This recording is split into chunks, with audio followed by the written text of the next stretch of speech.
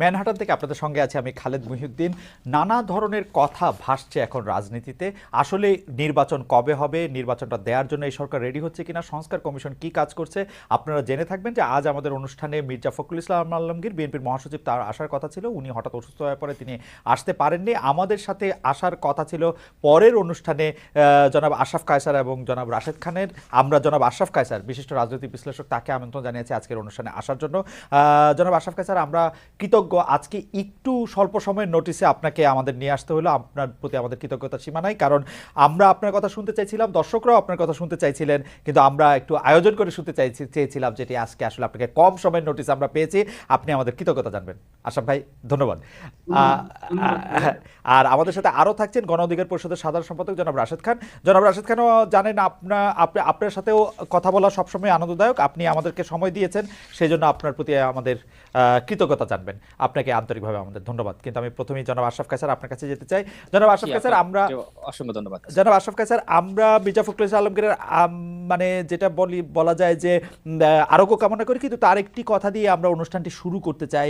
সেই প্রশ্নটি হলো যে জনাব মির্জা ফখরুল ইসলাম আলমগীর মনে করছিলেন যে ইউএনবির খবর অনুযায়ী ইউএনবির খবর থেকে আমি যা জানলাম সেটা হচ্ছে যে আওয়ামী লীগকে নিষিদ্ধ করলে এবং নির্বাচন থেকে দূরে রাখলে দেশের গণতন্ত্র বাধাগ্রস্ত হবে, এবং তিনি আওয়ামী লীগকে নিষিদ্ধ করার পক্ষে নন। আওয়ামী লীগকে নন না, কোনো দলকে নিষিদ্ধ করার পক্ষে নয়। এই ব্যাপারটা একজন রাজনৈতিক বিশ্লেষক হিসেবে আপনি কেমন দেখেন যে ভার্চুয়ালি বিএনপির আমি দ্বিতীয় বলবো না তৃতীয় বলবো আমি ঠিক জানি না, কিন্তু বিএনপির নীতি নির্ধারকদের একজন তো বটেই উনি, এবং সর্বোচ্চ নীতি নির্ধারকদের একজন, তিনি মনে করছেন যে আওয়ামী লীগ এখন মাঠ ছাড়া হলেও তাকে ব্যান করা সেটা গণতন্ত্রের জন্য, রাজনীতির জন্য ভালো হবে না। আপনার বিশ্লেষণ একটু শুনতে চাই আশরাফ ভাই। প্রথম কথা বলি যে এই স্টেটমেন্টটা আমার ধারণা বর্তমান পরিস্থিতিতে একটা গেম চেঞ্জিং স্টেটমেন্ট। কেননা আপনি 15 বছরের ইতিহাস জানেন এবং বিএনপির উপরে গত সরকারটি কতভাবে আক্রমণ করেছে, অত্যাচার করেছে, হামলা করেছে, মামলা করেছে। আমরা যে প্রতিহিংসার রাজনীতিতে বিচরণ করি, তার চোখে এবং তার দৃষ্টিতে এই বক্তব্যটি মনে হয়েছে সম্পূর্ণই সহনশীলতার, অ্যাকোমোডেটিভ, এবং আমরা যে রিকনসিলিয়েশনের কথা বলি সেই ধারা। এবং উনি বলেছেন যে দলটির রাজনীতি নিষিদ্ধ করাও ঠিক হবে না এবং দলটিকে নির্বাচনে অংশগ্রহণ করতে দেওয়া উচিত। এবং উনি বলেছেন যে নিয়মতান্ত্রিক রাজনীতিতে যেন আওয়ামী লীগ থাকে। আমার ধারণা বিএনপির অনেক কর্মী নেতা যারা বিভিন্নভাবে অত্যাচারিত হয়েছেন, যারা হামলা মামলার শিকার হয়েছেন, তাদের কাছে এটা একটা শকিং স্টেটমেন্ট। কিন্তু আমি যদি রাজনীতিতে আমরা যেই রাজনীতি চাচ্ছি, বৈষম্য বিরোধী আন্দোলন অথবা গণ অভ্যুত্থানের ভেতর দিয়ে আমরা যেই কথাটি শিখতে পেরেছি বা বলতে চেষ্টা করছি, সেটা হচ্ছে নতুন রাজনীতি। খালেদ, আপনি জানেন সেই নতুন রাজনীতিতে কিন্তু প্রতিহিংসার জায়গা নাই, সেই নতুন রাজনীতিতে কিন্তু সহনশীলতার জায়গা আছে। মির্জা ফখরুল ইসলাম আলমগীর আমার চোখে অনেকখানি উপরে উঠে গেলেন একজন জাতীয় নেতা হিসাবে, একটি দলের মহাসচিব হিসাবে, এবং যে করে তার প্রধানতম প্রতিদ্বন্দ্বী, আপনি জানেন সেই রাজনৈতিক দলটি তাকে নিয়ে অনেক ঠাট্টা মস্করা করতো, তার আন্দোলন করার ক্যাপাসিটি নাই বলতো। এমনকি ওবায়দুল কাদের বলেছিল তার বাসায় আশ্রয় নিবে, তারা তো পলায়নের কথা বলতেই চাইতো না।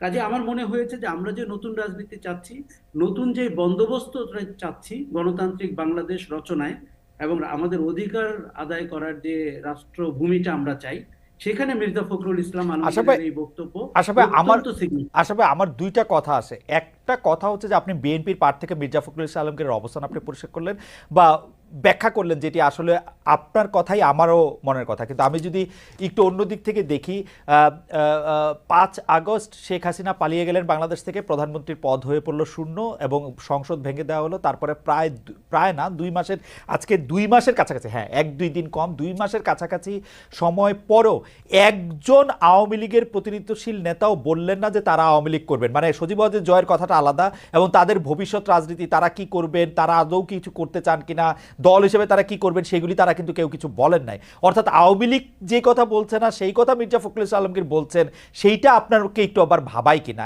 এক। আর দুই হচ্ছে, অনেকে যে বলতে চাইছেন বর্তমান সরকারকে একটু ঠেলে ফেলে দেওয়ার জন্য, দ্রুত নির্বাচন দেওয়ার জন্য, ডক্টর ইউনূসকে আসলে একটু বিব্রত করার জন্য আওয়ামী লীগ বিএনপি একসাথে হয়ে মাঠে নামবে, এইটার কোনো একটা জায়গা আপনি দেখেন কিনা? প্রথম কথা বলি যে আওয়ামী লীগ কিন্তু 15 বছরের শেষের দিকে এসে আমরা আওয়ামী লীগকে খুঁজে পাচ্ছিলাম না। কেননা রাজনৈতিক দল আওয়ামী লীগ এবং শাসক আওয়ামী লীগের মধ্যে আমরা পার্থক্য দেখতে পাচ্ছিলাম। আপনি যদি দেখেন ক্ষমতার শেষ সময়ে, শেষ 3টি মাসে যারা আওয়ামী লীগের প্রতিনিধিত্ব করছিল, সমঝোতার জন্য কথা বলছিল কিংবা গণমাধ্যমে কথা বলছিল, তারা কেউ আওয়ামী লীগার না। মানে আওয়ামী লীগার বলতে আমরা যেটি বুঝি, যেটা একসময় জানতাম, রাজনীতিবিদ যাদের ব্যাকগ্রাউন্ড রাজনীতি, যারা এসেছিলেন তারা আমরা মির্জা ওবায়দুল কাদেরের ভাষায় হাইব্রিড আওয়ামী লীগ। না তো, কাজেই না না, আওয়ামী লীগ, কিন্তু কিন্তু কিন্তু সেই সেই ফর্মুলাতে আশরাফ ভাই, শেখ হাসিনা সবচেয়ে বড় হাইব্রিড না? না সেই ফর্মুলাতে তো বটেই, কিন্তু আপনি আরাফাতকে যখন আওয়ামী লীগ বলবেন, পলককে আওয়ামী লীগ বলবেন, আনিসুল হককে আওয়ামী লীগ বলবেন, হাসান মাহমুদকে আওয়ামী লীগ তো বলবেন, ওরা তো সেটা তো আসলে তার- তার- একেবারে অদ্ভুত। আমি আশরাফ বলতে চাচ্ছি যে দলটি কিন্তু অসংগঠিত। রাইট। এই জন্য মির্জা ফখরুল যে কথাটি বলছে সেটি হয়তো আমাদের কাছে একটু মনে হচ্ছে। তবে আপনি যদি তাদের সামাজিক যোগাযোগ মাধ্যমে দেখেন, খুবই তৎপর। আমি কিন্তু এখন নিয়মিত আওয়ামী লীগের ফেসবুক এবং টুইটার এবং ওয়েবসাইট গুলো দেখছি, তারা খুব তৎপর সামাজিক যোগাযোগ মাধ্যমে। এবার দ্বিতীয়টি আপনাকে বলি, মির্জা ফখরুল নিশ্চিতভাবেই নির্বাচন চাচ্ছেন, বিএনপি নিশ্চিতভাবে নির্বাচন চাচ্ছেন। আমি কিন্তু মনে করি রাজনৈতিক শক্তিকে সঙ্গে না নিলে এই সরকারটির পথ চলা কঠিন হবে, কেননা আওয়ামী লীগের মতো একটি দল বাইরে রয়েছে। তার মানে কিন্তু এই না যে আওয়ামী লীগকে সঙ্গে নিয়ে উনি আগামী রাজনীতি অথবা নির্বাচনের দিকে ধাবিত হচ্ছেন। না, আসলে আমার প্রশ্নটা এই জায়গায় ছিল যে আপনি কি মনে করেন না যে আওয়ামী লীগ মানে রাজনৈতিক দল হিসাবে এতটাই দুর্বল এখন হয়েছে, মানে বিভিন্ন জায়গায় আমার কাছে যেরকম লোকজন বলে আর কি, আওয়ামী লীগ পরিচয় দিতেও মানুষ এখন আসলে স্বাচ্ছন্দ্য বোধ করে না। আওয়ামী লীগের তো এরকম অবস্থা কখনো ছিল না। আমি আমি এই জায়গা থেকে ওরা, বলি, এই জায়গা থেকে, 75-এ যে ঘটনা ঘটেছিল, যে নির্মম ঘটনা ঘটেছিল, যে হত্যাকাণ্ড ঘটেছিল, আমার বিচারে কিন্তু 24 সালে আওয়ামী লীগের তার থেকে 100 গুণ বড় ঘটনা ঘটেছে। আমি ঢাকা শহরে থাকি, আমি বাংলাদেশের বিভিন্ন প্রান্তে যাই। আওয়ামী লীগকে এইভাবে শিকড় থেকে উচ্ছেদ করা এবং শেখ মুজিবুর রহমানের প্রতিটি ভাস্কর্য ভাঙা এবং আওয়ামী লীগের প্রত্যেকটি অফিস পুড়িয়ে দেওয়া অথবা নেতাদের বাসায় হামলা করা, এগুলো কোনোটাই 75-এ ঘটেনি। আওয়ামী লীগের রাজনীতির মরণ রচিত হয়েছে 2024 সালে। কাজেই আওয়ামী লীগ পরিচয় কিন্তু একটি অপরাধমূলক পরিচয়। আওয়ামী লীগ একটি সন্ত্রাসী সংগঠন, গণহত্যাকারী সংগঠন। মির্জা ফখরুল কিন্তু অনেক উদারতার সাথে বলেছেন কথাটা, মাঠের পরিস্থিতি কিন্তু খালেদ তা না। Exactly, exactly. আমরা আবার আসবো আপনার কাছে। আমি একটু জনাব রাশেদ খান আপনার কাছে যেতে চাই। জনাব রাশেদ খান, এই গণ অধিকার পরিষদের জনাব নুরুল হক বলছিলেন বর্তমান সরকারের ভেতরে সুবিধাবাদীরা ঢুকে গেছে, এই এনজিও মার্কা সরকার নিয়ে খুব বেশি দূর এগোনো সম্ভব না। আপনি কি এই বক্তব্যের সাথে নিশ্চয়ই আপনারা দলগতভাবে একমত যে সরকারের ভিতরে সুবিধাবাদীরা ঢুকে গেছে? সরকারের ভিতরে সুবিধাবাদীরা ঢুকে গেছে বলতে কি আপনারা বোঝাতে চাচ্ছেন যে আপনাদেরকে আসলে নেওয়া হয় নাই? কারণ যেহেতু আপনাদেরকে নেওয়া হয় নাই, আপনারা এটার কোনো পার্ট না, আপনাদের কথা কেউ শোনে না এবং আপনারা ইরেলেভেন্ট, এইটার কারণে কি আপনাদের মনে হচ্ছে যে সরকারের ভিতরে সুবিধাবাদীরা ঢুকে গেছে, নাকি কি কারণে? জনাব রাশেদ আমাদেরকে একটু আলোকিত করবেন। জি ভাই, আপনাকে অসংখ্য ধন্যবাদ। আমি এই প্রশ্নের উত্তর দিতে চাই তার আগে যেটি বলতেছে, যারা দর্শকবৃন্দ দেখছেন এবং আজকের অতিথি প্যানেলে আমার বড় ভাই আশরাফ ভাই, সবাইকে গণ অধিকার পরিষদের পক্ষ থেকে আন্তরিক শুভেচ্ছা এবং অভিনন্দন।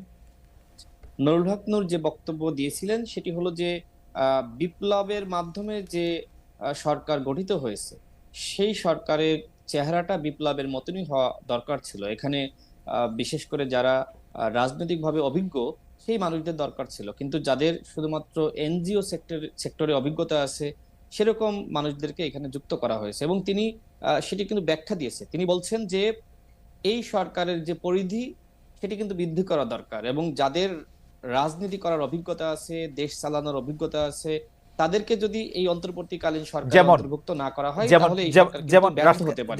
এবং এই বক্তব্য শুধুমাত্র নুরুল হক নূর একা দেননি, অনেকেই কিন্তু এই বক্তব্য বিভিন্ন সময় দিয়েছেন এবং রাজনীতিতে অভিজ্ঞতা যে বক্তব্যটা দিয়েছেন সেটা। রাশেদ খান, জি, আমি সরি ইন্টারাপ্ট করার জন্য, মানে রাজনীতিতে অভিজ্ঞতা আছে এরকম কাউকে সরকারের দরকার ছিল। আপনাদের মাথায় কি কোনো নাম আছে যে এইজনকে আসলে অন্তর্ভুক্ত করা যেত বা এইজনকে অন্তর্ভুক্ত করা উচিত ছিল? কারণ হচ্ছে যারা রাজনীতি করছেন তারা তো অপশন না নিলে তার অন্তর্বর্তীকালীন সরকার হওয়া উচিত হবে না তাদের, না তাই না? না, আমরা সেটি বলেছিলাম যে দলগুলোর সাথে আলোচনা করেন, কারণ একজন ব্যক্তি তিনি 3টি মন্ত্রণালয় চালাচ্ছেন, 2টি চালাচ্ছেন, কেউ কেউ 4টি চালাচ্ছেন। একজন একজন ব্যক্তির পক্ষে এতগুলো মন্ত্রণালয় চালানো সম্ভবপর নয়, যে কারণে আমরা যেটি বলছি যে এর পরিধি আপনারা বাড়ান। অন্যথায় কিন্তু দেখেন 2 মাস সবেমাত্র এখনই কিন্তু সমালোচনা শুরু হয়ে গেছে। তো এজন্যই আমরা বলছি, কারণ এই সরকার যাতে রাষ্ট্র সংস্কারে সফল হয়, অন্যথায় এই 17 জন ব্যক্তির মাধ্যমে 18 মাস 2 বছর টেনে নেওয়া সেটি খুবই কঠিন হবে। তো সেই জায়গা থেকে সমালোচনা এইভাবে এসেছে যে বিপ্লবী সরকারের চেহারাটা আসলে বিপ্লবী যারা বিপ্লবী নেতৃত্ব বা যারা ওই ধরনের সিদ্ধান্ত নিতে পারবে সেই ধরনের মানুষকে এখানে বসানো দরকার ছিল। কিন্তু আমরা দেখতে পাচ্ছি যে এই সরকারের অন্তর্বর্তীকালীন সরকারের অনেকে আছে সিদ্ধান্তহীনতায় ভুগছে, বিভিন্ন জন বিভিন্ন সময় বিভিন্ন ধরনের বক্তব্য দিচ্ছে। তো যেমন একজন বললেন যে ভারতে এইবার আমরা ইলিশ পাঠাবো না, আমরা দুঃখ প্রকাশ করছি, কিন্তু আরেকটি মন্ত্রণালয় তিনি না ভারতে মানে আমি ইলিশ কিন্তু পাঠিয়ে দিলেন। এবং নূর আওয়ামী লীগের সরি সরি গণহত্যার সরি বিচারে রাশেদ খান, তারা কি রাশেদ সিদ্ধান্ত রাশেদ নেবেন এখনো রাশেদ পর্যন্ত আমরা তাদের রাশেদ থেকে আমি কোনো কিন্তু কঠিন বক্তব্য বা রাশেদ জোরালো বক্তব্য আমরা শুনছি না। রাশেদ, সরকার কি তার সিদ্ধান্ত পরিবর্তন করতে পারবে না? সরকারের একজন যদি মনে করে যে আমি ইলিশ পাঠাবো না, 3 দিন পর ইলিশ পাঠাতে পারবে না? মানে সোমবার দিন আইসব বলতে হবে আজকে শনিবার? মানে একটা লোক না, ধরেন, বিষয়টা তো এরকম। মানে সরকার আপনাকে কি তার সিদ্ধান্ত বদলাতে পারবে না কখনো? মানে এই সিদ্ধান্তটা নিয়ে আপনারা আপনারা সরকারের তো মানে আপনারা এত কথা যে বলতেছেন সেটা কেন আসলে? মানে সরকারের যদি এটা সিদ্ধান্ত না, হয়, শুধু একটি জি জি বলেন, সরি রাশেদ আপনি বলেন। দেখেন, শুধু একটি বিষয় না, বিষয়টা হলো দেখেন এই যে এতদিন হয়ে গেল হুম, এখনো পর্যন্ত কিন্তু আওয়ামী লীগের হাই কমান্ড বলেন, শেখ পরিবারের বলেন, এই যে এতগুলো শেখ পরিবারের মন্ত্রী ছিল, এমপি ছিল, তারা কোথায়? এখনো পর্যন্ত তাদেরকে গ্রেপ্তার করার কোনো পদক্ষেপ আমরা দেখছি না। এবং ওবায়দুল কাদের পালিয়ে গেল, স্বরাষ্ট্রমন্ত্রী পালিয়ে গেল, হাসান মাহমুদ পালিয়ে গেল, এই যে রাঘব বোয়ালরা পালিয়ে গেল। কিভাবে পালিয়ে গেল? সেনাবাহিনীর হাতে 626 জন তারা আহ নিরাপদে সেখানে আশ্রয় নিয়েছিল। সেই তালিকা আমরা বারবার বলছি, আশরাফ ভাই বলছে, আমি বলছি, আপনি বলছেন, অন্যরা বলছে, এখনো পর্যন্ত সেই তালিকা প্রকাশ করা হচ্ছে না। বরং প্রতিদিন খবর আসছে যে অমুক পালিয়ে গেল, তমুক পালিয়ে গেল, হুম। সীমান্ত দিয়ে এত টাকায় পালিয়ে গেল। অর্থাৎ এটির মাধ্যমে সরকারের দুর্বলতা কিন্তু মানুষের সামনে হাজির হচ্ছে। সেই কারণেই বলা হয়েছে যে বিপ্লবী সরকারের আচরণ, কথাবার্তা, সিদ্ধান্ত সবকিছু বিপ্লবী হতে হবে। কিন্তু আমরা দেখতে পাচ্ছি যে তারা অনেকটা ধীর গতিতে তাদের কার্যক্রম পরিচালনা করছে। সেই জায়গা থেকে মূলত বলা হয়েছে যদি প্রকৃতপক্ষে রাষ্ট্র সংস্কার করতে চান তাহলে দলগুলোর সহযোগিতা নেন। কিন্তু দেখেন যে এই 2 মাসের মধ্যে দলগুলোর সাথে একটি বার মাত্র বসেছে, তাও কোনো আলোচনা হয়নি, রাজনৈতিক কোনো আলোচনা হয়নি, সংস্কার নিয়ে কোনো আলোচনা হয়নি। জাস্ট বাংলাদেশে আওয়ামী লীগকে 15ই আগস্ট পালন করতে দিবে কি দিবে না এই একটি সিদ্ধান্ত নেওয়ার জন্যই আমাদেরকে ডেকেছিল। ওকে, এবং আগামী শনিবার থেকে আমরা শুনছি যে ডাকবে দলগুলোকে। কিন্তু তারা আসলে কি করতে চায় আমরা তাদেরকে বলেছি আপনারা আগে একটা রোড ম্যাপ প্রকাশ করেন। 2 মাস অতিবাহিত হয়ে গেছে, এখনো পর্যন্ত আমরা সরকারের রোড ম্যাপ জানি না, পরিকল্পনা জানি না, সরকার কি করতে চায় সেটি রাশেদ আমরা খান, জানি না। এই কারণে কিছু সমালোচনা আসছে, রাশেদ খান আমরাও আমরা করছি, অন্যরাও করছে। রাশেদ খান আমি আবার তবে আসবো। আমরা সরকারকে একই সাথে সহযোগিতা করছি। আপনারা সহযোগিতা কিভাবে করতেছেন রাশেদ খান? না, আমরা সহযোগিতা আমরা সরকারকে দেখেন যখন আপনার এই যে আনসার কু করার একটি চক্রান্ত হলো সেখানে আমরা ছুটে গিয়েছি। যখন বিচার বিভাগ প্রথম কথা হচ্ছে যে রাশেদ, চক্রান্ত হয়েছে রাশেদ আমরা ছুটে আমার গিয়েছি। আমার যখন সচিবালয়ে আমার সচিব পাঠটা করার শুনেন। চক্রান্ত করে গিয়েছি, আমার পাঠ হচ্ছে, প্রত্যেকটা জায়গায় আমরা ছুটে গিয়েছি। আমার পাঠ হচ্ছে আমরা যে এই সরকারের বিরুদ্ধে কোনো আন্দোলন হলেই সেটাকে আপনারা কু নাম দিচ্ছেন, আনসার কু, বিচারপতি কু। কিন্তু আমার কাছে মনে হচ্ছে এই সবগুলি সুপারফিশিয়াল, কারণ ওই ফুল কোর্ট রেফারেন্সও বিচারকরা আসলে অন্য কিছু করার জন্য বসে নাই। আনসাররা তাদের দাবি জানাতে আসছিলেন, সেটা কু বলা যাবে কিনা আমি জানি না। তবে আসবো আমি আপনার কাছে। আপনি কি এর দুই লাইন বলতে চান? এগুলি কি আপনি আনসার কু এগুলি কি আর মানে মানে ব্যাপারগুলি কি এরকম নাকি আপনারা আসলে? বিষয়টা দেখেন, আমাদের কাছে সহযোগিতা সরকারের পক্ষ থেকে বিভিন্ন সময়ে চাওয়া হয়েছে এবং এগুলো কিন্তু সরকারের পক্ষ থেকে এই বক্তব্যগুলো এসেছে। বিচার বিভাগীয় কু, আনসার কু, সচিবালয় কু, এগুলো অন্তর্বর্তীকালীন সরকারের উপদেষ্টারাই বলেছেন। সুতরাং তাদের কাছে তো আমাদের থেকে তথ্য বেশি থাকার কথা। এবং সমন্বয়ক যারা ছিল তারা কিন্তু এক প্রকার ওপেনলি তারা ছাত্র জনতাকে সেখানে জড়ো হওয়ার জন্য আহ্বান জানিয়েছে। তো যখন সহযোগিতা চাওয়া হচ্ছে আমরা কেন সহযোগিতা করব না? কারণ আমরা কখনোই চাই না যে আওয়ামী লীগ ফিরে আসুক। তা আমরা তো এইভাবে রাজপথে থেকে মিছিল মিটিং করে বা তারা যাতে রাষ্ট্র সংস্কার করতে পারে আমাদের জায়গা থেকে আমরা তাদেরকে সর্বাত্মক সহযোগিতা করছি। এবং একই সাথে সমালোচনা না করলে তো আসলে একটি যেই হোক না কেন কর্তৃত্ববাদী হয়ে যায়, সে মনে করে তার সিদ্ধান্ত সঠিক। ডক্টর ইউনূস স্যার কিন্তু নিজেই বলেছেন যে আমাদের ভুলগুলো আপনারা সমালোচনা করবেন, যে কারণে কিন্তু আমরা তাদের ভুলগুলো নিয়ে সমালোচনা করি বা আমরা শুধরানোর সুযোগ সৃষ্টি করে দিই। আমরা একটু আবার জনাব আশরাফ কাছে, ধন্যবাদ রাশেদ, আমরা একটু জনাব আশরাফ কাছে আপনার কাছে আসতে চাই যে জনাব আশরাফ স্যার, আপনি কি আসলে মনে করেন যে এটা তো স্পষ্ট যে এই সরকার বলতে যদি আমরা বুঝি যে তারা 8ই আগস্ট এসছে, তার আগে যদি আমরা এটাকে সেনা সমর্থিত সরকার বলে, বর্তমান সেনা প্রধানের একটা গুরুত্বপূর্ণ ভূমিকা রয়েছে এই সরকার গঠনে এবং সরকার পরিচালনায় সাহায্য করতে, সেরকম যদি বুঝি, তাহলে শেখ হাসিনা থেকে শুরু করে আওয়ামী লীগের অন্য লোকরা যাতে নিরাপদে থাকতে পারেন সেটা দিয়ে কি তাদের একটা বড় ভূমিকা আছে? অর্থাৎ শেখ হাসিনাকে দেশের বাইরে যেতে দেওয়াটাই আসলে সেই সময় সবচেয়ে ভালো অপশন ছিল কিনা, এবং তাদের কাছে যারা আশ্রয় ছিল, অর্থাৎ সেনাবাহিনীর কাছে যারা আশ্রয় ছিল, তাদেরকে নাম প্রকাশ না করা বা তাদের কাউকে কাউকে ছেড়ে দেওয়া, পালাতে দেওয়া, সেটি একটি ভালো অপশন ছিল কিনা? আপনার কাছে কি মনে হয়? প্রশ্নটি যেহেতু উঠলো সেহেতু আপনার কাছে একটু। দেখুন, আমি 5ই অগস্ট থেকে এই প্রশ্নটি তুলছি এবং আমি এখনো এর কোনো উত্তর পাইনি। প্রথম কথা হচ্ছে যে আমি বলছি যে 5ই অগস্ট থেকে পরবর্তী 72 ঘন্টা বাংলাদেশ কিভাবে চলেছে, যেটা প্রফেসর ইউনূসের সরকার শপথ নেওয়ার আগে সিদ্ধান্তগুলো কে নিয়েছে, কারা নিয়েছে, কিভাবে নিয়েছে, আমরা যদি আগামীতে নিশ্চয়ই জানতে পারবো। প্রথম কথা হচ্ছে যে আপনি আপনার যে ফ্যাসিজম বা গণহত্যার প্রধান আসামি হচ্ছে শেখ হাসিনা। এখন শেখ হাসিনা কি করে দেশ ছেড়ে গেলেন, এই প্রশ্নের উত্তর সেনাপ্রধান ওয়াকারুজ্জামানকে কিন্তু কোনো এক সময় পরিষ্কার করে বলতে হবে। উনি কি নিজেই সিদ্ধান্ত নিলেন, নাকি এটা কোনো সমঝোতার ভিত্তিতে? এই সমঝোতায় কি অন্য কোনো পক্ষ ছিল? এই প্রশ্নগুলো আমরা জানতে চাই। তার চেয়ে শকিং হচ্ছে উনি নিজেই বললেন যে সেনা ছাউনিতে 632 জন ছিল। পরে আমরা একজনকে খুঁজে পাইনি, হয়তো 6-7 জনকে বাইরে ধরা হয়েছে, কিন্তু তাদের একটি তালিকা আমাদের দরকার। কেননা আপনি যেরকম শাসনটি আমরা দেখেছি, ফ্যাসিজম অথবা গণহত্যা অথবা যেভাবে স্বৈরাচারী আচরণ দেখেছি, মানুষ কিন্তু শান্তি পাবে না যদি তাদেরকে আপনি দৃষ্টান্তমূলক শাস্তি না দেন। ধরেন, খুব শকিং হচ্ছে সাবেক পরিকল্পনা মন্ত্রী মান্নানকে আপনি সুনামগঞ্জের গ্রামে থেকে গ্রেফতার করলেন, কিন্তু শেখ পরিবারের কাউকে এখন আপনি গ্রেফতার করতে পারেননি। প্রধান অভিযুক্ত ব্যক্তিবর্গ ওবায়দুল কাদেরের মতো ব্যক্তি বা স্বরাষ্ট্রমন্ত্রী কামালের মতো ব্যক্তিকে আমরা কিন্তু প্রতিবেশী দেশে চলে গেছেন বলে শুনছি। গতকালকে শুনলাম উনি একটি ইকো পার্কে ঘোরাঘুরি করছেন। তার মানে হচ্ছে যে গণহত্যার রেশ কিন্তু এখনো 2 মাস পুরোয়নি। আপনি যদি এখনই এই ধরনের অভিযুক্ত ব্যক্তিদেরকে কোনো সমঝোতার ভিত্তিতে অথবা আপনার একক সিদ্ধান্তে অথবা সেনাবাহিনীর সিদ্ধান্তে আপনি যদি পার করে দিয়ে থাকেন, আমার কাছে মনে হয়েছে যে এটি অবশ্যই একটি অপশন ছিল। কারণ গণভবনে শেখ হাসিনা থাকলে তার হয়তো ওই দিন, আমি তো গণভবনে গিয়েছিলাম বিকালের দিকে, আমার মনে হয়েছে তার হয়তো নির্ঘাত মৃত্যু হতো। এটি সেনাবাহিনী হয়তো বুঝতে পেরেছিল না, কিন্তু আশা ভাই, আপনার কাছে এটিও মনে হয় না যে তিনি যদি চাইতেন, তার যে এসএসএফ বাহিনী ছিল, তার যে অন্য বাহিনী ছিল, তিনি চাইলে আসলে গোলাগুলি করে আরো অনেক মানুষ মেরে সেখানে উনি নিরাপদে থাকতে পারতেন বা আরেকটু ভালোভাবে এক্সিট নিতে পারতেন, যেটা তিনি চান নাই? এরকম কি মনে হয়? কেউ কেউ তো এরকম বলতে চেষ্টা করছেন। আমার মনে হয়, আপনার সাথে আমি একমত। আমার মনে হয় 4 তারিখেও আমি বলেছিলাম উনি হয়তো আরো 7 দিন থাকতে চাইবেন। কারণ আমরা শেখ হাসিনাকে যেভাবে চিনি, যতটা অ্যাডামেন্ট মনে হয়, উনি হয়তো, যেহেতু তার বাহিনী রয়েছে, প্রহরীরা রয়েছে, গোলা বারুদ রয়েছে, আমার মনে হয়েছিল উনি প্রথম কথা গণ অভ্যুত্থান হয়ে যাক বা ক্ষমতাচ্যুত উনি হয়ে যান, আমি কখনোই ভাবিনি উনি দেশ ছেড়ে পালাবেন। আমার মনে হয়েছিল উনি শেখের বেটি হিসাবে যেমনটি নিজেকে উপস্থাপন করতেন, উনি দেশের ভেতরেই অবস্থান করবেন। কিন্তু আমার মনে হয়েছিল আরো 7-10 দিন উনি এই আক্রমণ অব্যাহত রাখবেন এবং আরো হয়তো 1000, 2-1, 5-1 মানুষ মারা যাবে। যে আমার মনে হয় যে জনাব আশরাফ স্যার, এখানে আসলে সেনা প্রধানের বা সেনাবাহিনীর আমাদের সৈনিকদের একটু প্রশংসা করতে হয়। তারা হয়তো রাজি হন নাই এই জিনিসগুলি করতে, যেহেতু তাদের আন্ডার আমি কমান্ডে। আপনাকে পরিষ্কার বলি, আমার যতটুকু তথ্য রয়েছে এটা সৈনিকদের ভূমিকা। কারণ দেখুন, আপনার মাঠে কিন্তু সৈনিকরা ছিল, তারা দেখেছে তারা কাকে গুলি করছে।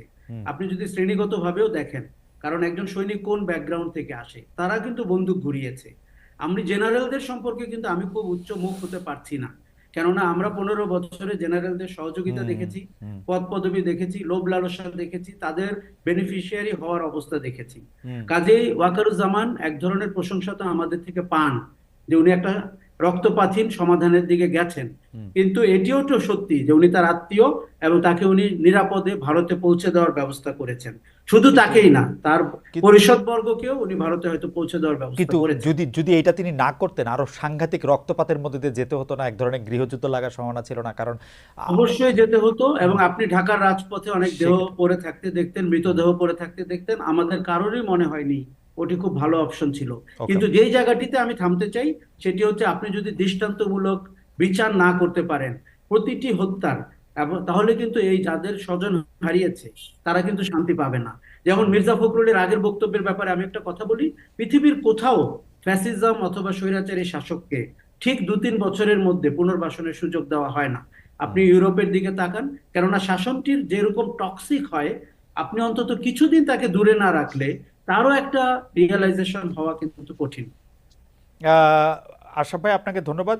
আহ, জনাব রাশেদ খান, আমাদের দর্শকদের মধ্যে অনেকেই প্রশ্ন করছেন যে আপনারা যেহেতু কোনো মানে এবারের সরকারে হোক, আগের সরকারে হোক, মানে শেখ হাসিনা সরকারের সঙ্গে হোক, আপনার নানা সময় নানা ধরনের কথা বলে গণ অধিকার পরিষদ অর্থাৎ নূর এবং আপনি যেহেতু অনেকদিন একসাথে আছেন, আপনাদের থেকে কিছু কিছু লোক আবার আপনাদের সঙ্গী সাথীরা কিছুটা বিচ্ছিন্ন হয়ে গেছে, আপনারা আসলে বিভিন্নভাবে সরকারের সাথে, আমি শব্দটা একটু বাজে তারপরেও বলছি, যে আতাত করতে চেষ্টা করেছেন, ব্যর্থ হয়ে আবার তার সমালোচনা করেছেন। এবারও আসলে আপনারা আন্দোলনটা যখন বৈষম্য বিরোধী ছাত্র আন্দোলনে ওরা করছে তখন আপনারা সেটিকে সমর্থন দিয়েছেন, অনেকেই সমর্থন দিয়েছেন।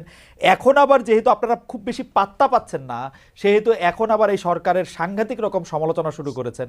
কোনো কোনো ক্ষেত্রে নিজস্ব মিটিংয়ে তাদের দুর্নীতির কথাও বলতে চাইছেন।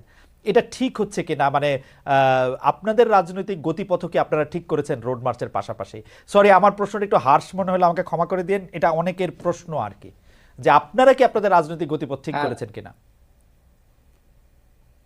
দেখেন খালেদ ভাই, এই টক শোতে আশরাফ ভাই নিজেও কিন্তু সমালোচনা করছেন, এবং তার সাথে আমার কয়েকটি অনুষ্ঠানে দেখা হয়েছে, আমি দেখেছি। শুধু সে না, আরো অন্যান্য যারা রয়েছে তারাও কিন্তু সমালোচনা করছে। অর্থাৎ সমালোচনা কেন আসছে? কারণ ওই যে 626 জনের তালিকা আমরা পাচ্ছি না, আমরা বারবার বলার পরও আমরা রোড ম্যাপ পাচ্ছি না। আপনি বললেন যে আমরা বিভিন্ন সময় আঘাত করার চেষ্টা করেছি, পাত্তা না পেয়ে মূলত সমালোচক হয়েছি। বিষয়টা আসলে এরকম না, বরং আওয়ামী লীগ যখন ক্ষমতায় ছিল আমাদেরকে বিভিন্ন ভাবে তাদের পকেটে নেওয়ার চেষ্টা করেছে। এই যে গত ইলেকশন, সেই কখনো ইলেকশনে কখনো তো আপনার পকেটে ডিজিএফআই এর ঢুকেছেন, মাধ্যমে কখনো মেজর কখনো তো জেনারেল পকেটে ইব্রাহিমের ঢুকেছেন, মাধ্যমে আমাদের নির্বাচনে নিতে ব্যাপকভাবে চেষ্টা করেছে, কখনো কিন্তু আমরা কখনো নির্বাচনে যাইনি। এবং নির্বাচনে যান সেক্ষেত্রে নাই, দেখেন, মানে পকেটে আমাকে ঢুকছেন 2বার মাঝে মাঝে। তুলে নিয়ে যাওয়ার চেষ্টা করেছে, কিন্তু ডিজিএফআই আমার বাসা থেকে আমি যখন ইলেকশনে যেতে রাজি হয়নি। তো এই ঘটনাগুলো ঘটেছে। এবং যেটি আপনি বললেন যে এই সরকারের কাছে পাত্তা না পেয়ে আমরা সমালোচনা করছি, না, এই সরকার আমাদের সরকার, এই সরকার আমাদের সবার সরকার। আমরা যেমন ভাবে সরকারের সহযোগিতা করছি, একইভাবে সরকারের সমালোচনা তো করতে হবে, কারণ কেউ তো দৈত্য দানব না। এবং যদি আপনি কারোর সমালোচনা না করেন তাহলে তো সে কর্তৃত্ববাদী হয়ে যাবে। তিনি যে ভুল করছেন, এই ভুলগুলো তিনি বুঝতে পারবেন না। সেই জায়গা থেকে আমরা এই সরকারের সমালোচনা করছি এবং করব, একই সাথে তাদেরকে রাষ্ট্র সংস্কারে আচ্ছা, সহযোগিতা করব। বাই দ্য ওয়ে, সরকার যে রাশিদ করছে, খান, আমি তো আর রাশিদ সরকারে খান, নাই, সুতরাং আমি সেইগুলোর রাশিদ কথা ভাই, কেন বলবো না? রাশিদ খান, আমাদের দর্শকদের মধ্যে কেউ কেউ বলছেন যে আপনি কি এরকম একটি মন্তব্য করেছেন যে হাসনাত, মানে সমন্বয়কদের মধ্যে হাসনাত, সার্জিস এরা টাকা খেয়েছে বা এরকম দুর্নীতি করেছে, এরকম কোনো মন্তব্য কি আপনি করেছেন? না, আমি আমি এরকম কোনো মন্তব্য করিনি। যুগান্তরে যে একটি সংবাদ প্রকাশিত হয়েছিল ডিসি নিয়োগ বা বিভিন্ন নিয়োগ নিয়ে, সেখানে সমন্বয় পরিচয়ে একজন ব্যক্তি, তার নাম তানভীর, যেটি যুগান্তরে সংবাদ প্রকাশিত হয়েছিল, তার পরামর্শে মূলত বিভিন্ন জায়গায় নিয়োগ দেওয়া হচ্ছে। এবং সেখানে তিনি বলেছিলেন যে আমাকে এখানে পাঠিয়েছে হাসনাত এবং সার্জিস। সেই নিউজটি আপনি আমার পেজে দেখতে পারেন, আমি শেয়ার দিয়েছি। সার্জিস আমাকে নিয়ে একটি পোস্ট করেছিলেন। তিনি বলছেন যে এই নিউজটি তার চোখের সামনে আসেনি। আমি প্রশ্ন করেছিলাম, এবং সেটি সিজিএস এর প্রোগ্রামে, সেখানে আশরাফ ভাই নিজেও ছিল, যে সমন্বয়কদের নাম এরকম আসছে যাদেরকে কিছুদিন আগেই মানুষ আপনার এক ধরনের দেবতার মতন করে পূজা করলো, সম্মান করলো, আজকে সেই সমন্বয়কদের নাম যদি এই ধরনের নিয়োগের সাথে আসে, সেটি দুঃখজনক। আমরা মনে করি যে সমন্বয়কদের উচিত হবে এটির ব্যাখ্যা দেওয়া, কোনো একটা বক্তব্য দেওয়া বা প্রতিবাদ জানানো। এবং একই সাথে বলেছিলেন যদি নিউজটি মিথ্যা হয় তাহলে তানভীরের নামে মামলা করতে হবে, যে সাংবাদিক এই ধরনের বিভ্রান্তিকর নিউজ করেছে তার নামে মামলা করেন, তার বিরুদ্ধে ব্যবস্থা নেন। কিন্তু কিছুই করা হয়নি। সুতরাং সেই জায়গা থেকে এক ধরনের বিভ্রান্তি তো ছড়িয়ে গেছে। তো আমি যেহেতু পলিটিক্স করি, সমাজের নানান ধরনের বিচ্যুতি, বিভ্রান্তি, সেগুলো নিয়ে অবশ্যই আমি কথা বলতে পারি। সমন্বয়করা তো ছাত্রলীগ না যে ছাত্রলীগের আমলে ছাত্রলীগের সমালোচনা করা যায়নি আর এখন সমন্বয়কের বিরুদ্ধে আমি সমালোচনা করতে পারবো না। কোনো যদি দোষ আমার চোখের সামনে ধরা পড়ে না আপনি না আমার সমালোচনা করবেন, আমি অন্যের না সমালোচনা না করবো। না না রাশেদ এমনকি আপনার রাশেদ দেখেন তাসলিম রাশেদ খলিল রাশেদ তিনি পর্যন্ত লিখেছেন যে এখন তারা এখন রাশেদ আপনি সমন্বয়ক লীগে রাশেদ পরিণত আপনি যখন হয়েছে। কথা এই বলেন তখন আর আপনি সমালোচনা কথা পিনাকি শুনেন না, তাই ভট্টাচার্য না করছে, এই রাশেদ? সমালোচনা আরো অনেকে করছে। সুতরাং এই ক্ষেত্রে যদি তাদের সমস্যাগুলো সামনে আসে আমি তো সমালোচনা করতেই পারি। আচ্ছা রাশেদ, আমি আমি যেটা বলতে চাইতেছি যে সমালোচনা তো এক জিনিস, কিন্তু আপনি যেটি জানবেন সেটি নিয়ে তো আপনি সমালোচনা করবেন, কিন্তু কোনো জায়গায় কোনো একটি তথ্যের ভিত্তিতে বা কারো একটি কথার ভিত্তিতে আপনি যখন প্রথমেই সমালোচনাটা করেন তখন মনে হয় কি না যে আপনি তাকে শত্রু জ্ঞান করেন? আপনি যদি অল্প কথায় বলেন, আপনাদের কি এই বৈষম্য বিরোধী ছাত্র আন্দোলনটা কি, আমি প্রশ্নটা করি, বৈষম্য বিরোধী ছাত্র আন্দোলনে যারা আছে তারা কি আপনার শত্রু নাকি জাস্ট হিংসা করেন? আপনারা পারেন নাই, ওরা করে দেখেছে? এটা হইতে পারে না, এটা তাদের সাথে জেলাসি? আমাদের বন্ধুত্বপূর্ণ সম্পর্ক রয়েছে এবং এই গণ অভ্যুত্থানে আমরা একসাথে কাজ করেছি। তাদের সাথে আমাদের প্রায় মিটিং হচ্ছে, যে লিয়াজু কমিটি, আচ্ছা, নাগরিক কমিটির যে জাতীয় নাগরিক কমিটি, তারাও আমাদের সাথে প্রায় বসছে মানে এবং শত্রুতা একসাথে নাই? কিভাবে রাষ্ট্র সংস্কার করা যায় সেটি নিয়ে আলাপ আলোচনা চলছে এবং আমরা একে অপরের সহযোগী, এখানে হিংসার কিছু নাই। তারা সবাই আমাদের সাথে একসময় রাজনীতি করেছে, কেউ চাকরি বাকরির প্রস্তুতি নিচ্ছিল, কেউ হয়তো একটা পরিবারে চলতে আচ্ছা, গেলে অনেক মানে সময় আপনাদের অভিযোগ মধ্যে অভিযোগ কোনো থাকে, ওরকম কিন্তু এই কোনো গণ কিছু নাই? অভ্যুত্থানে আসিফ বলেন, নাহিদ বলেন, আক্তার বলেন, আমি বলেন, নুরুল হক নূর বলেন, আমরা কিন্তু সবাই একসাথে কাজ করেছি এবং এই গণ অভ্যুত্থানের পিছনে কিন্তু অনেক ইতিহাস রয়েছে।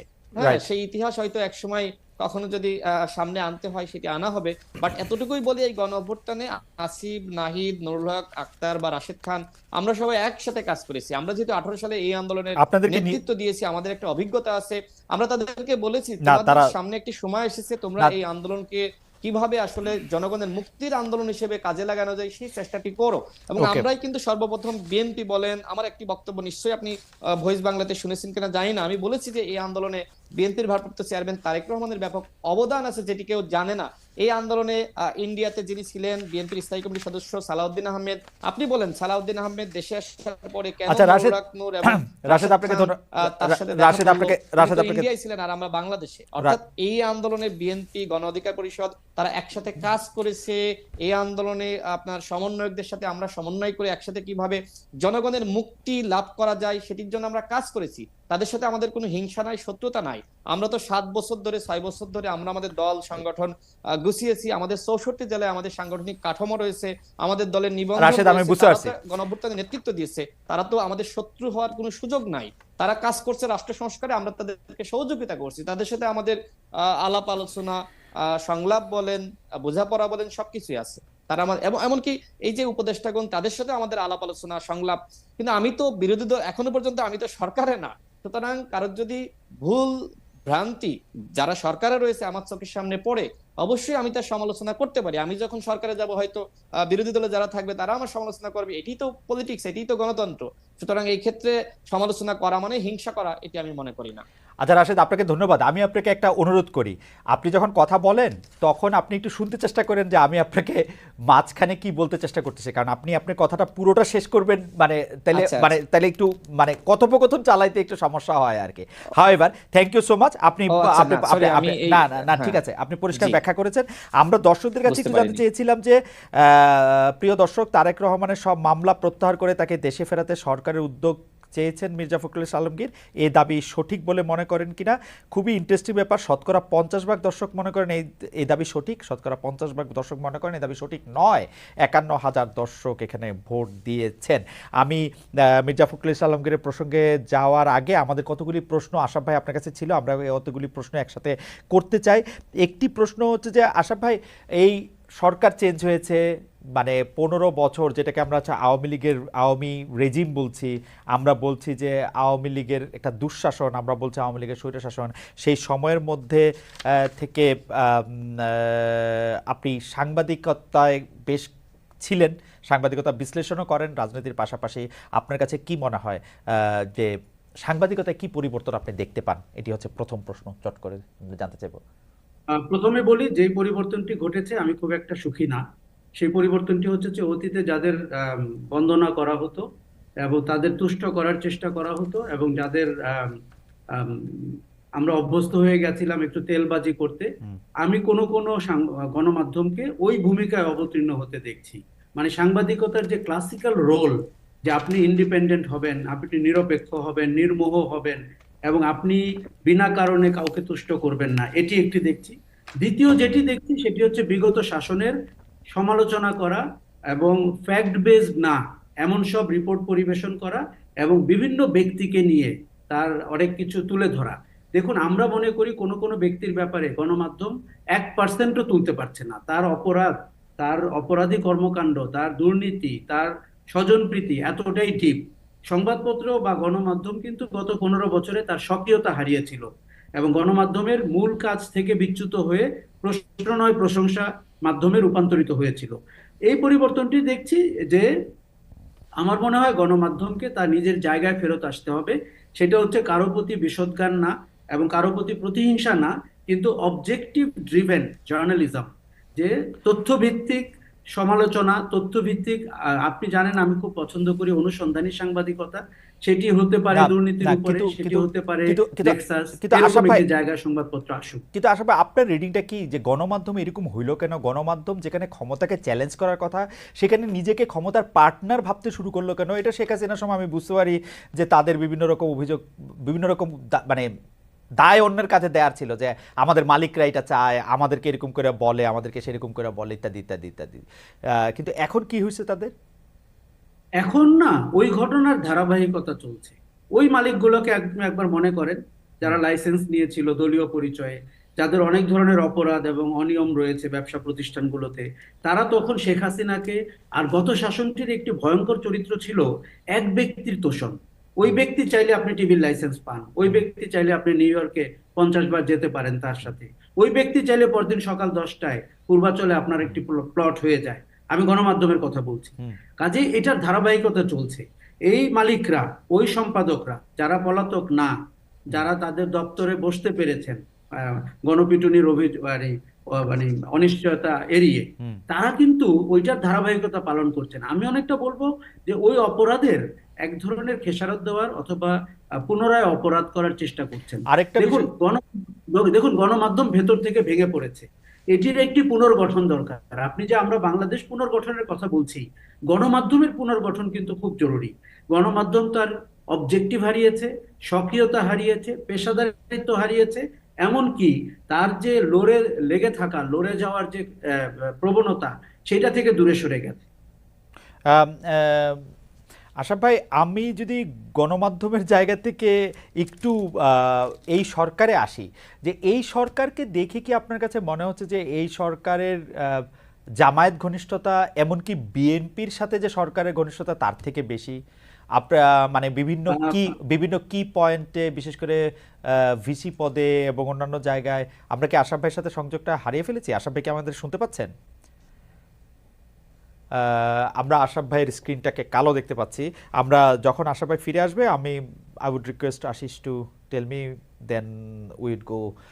আমরা তার কাছে আমরা ওকে, আমরা রাশেদ খান আপনার কাছে জানতে চাইবো যে রাশেদ খান, এখন যে বিষয়গুলি আসলে সামাজিক গণমাধ্যমে বেশি আলোচিত হচ্ছে তার মধ্যে রয়েছে যে ধরেন প্রত্যেকটা মানুষের অধিকার আসলে কিরকম হবে, যারা আসলে মেইন স্ট্রিমের সাথে অন্তর্ভুক্ত না, নারীর প্রতি আসলে দৃষ্টিভঙ্গি কেমন হবে সেই ক্ষেত্রে, তারপরে হচ্ছে যে যারা আসলে সাধারণভাবে আমরা যে স্বাভাবিকতা বা যেটাকে স্বাভাবিকতা বলি বা সংখ্যাগুরু বলি সেরকম যারা না, তাদের প্রতি আমাদের দৃষ্টিভঙ্গি কেমন হবে, সেই ক্ষেত্রে আসলে গণ অধিকার পরিষদের অবস্থান কি?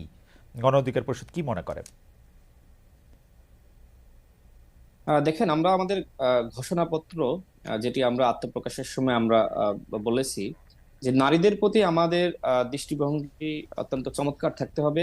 মানে নারীদের প্রতি কোনো ধরনের বৈষম্য থাকবে না, নারী পুরুষ সবার সমতার বিধান, নারীদের প্রতি সহানুভূতি, ভালোবাসা, মাতৃত্ব, যেটা একজন মায়ের প্রতি, বোনের প্রতি আমাদের ভালোবাসা থাকে, সেই ভালোবাসা কিন্তু নারীর প্রতি থাকতে হবে। এখানে কোনো ধরনের বৈষম্য রাখা যাবে না, সেটা আমাদের ঘোষণাপত্রে উল্লেখ করা আছে, যে নারীর প্রতি সম্মান প্রদর্শন করা।